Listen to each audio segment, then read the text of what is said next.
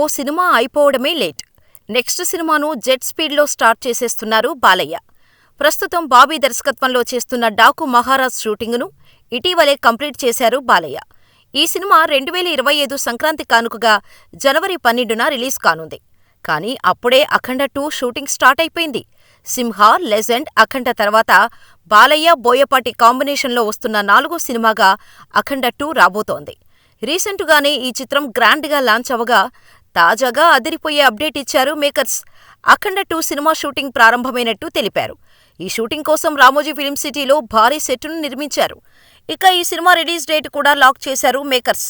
వచ్చే ఏడాది అంటే 2025 దసరా సందర్భంగా సెప్టెంబర్ 25న అఖండ 2 రిలీజ్ చేయబోతున్నట్టుగా ప్రకటించారు.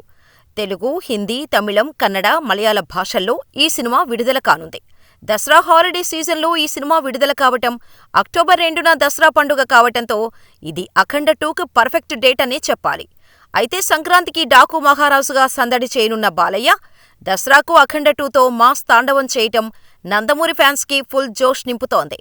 ఒకే ఏడాదిలో 2 బిగ్గెస్ట్ ఫెస్టివల్ సీజన్స్లో బాలయ్య సినిమాలు రావటం నిజంగా అభిమానులకు పండుగేనని చెప్పాలి. ఇక ఈ సినిమాలో ప్రజ్ఞా జైస్వాల్ హీరోయిన్గా నటిస్తుండగా తమన్ సంగీతం అందిస్తున్నారు.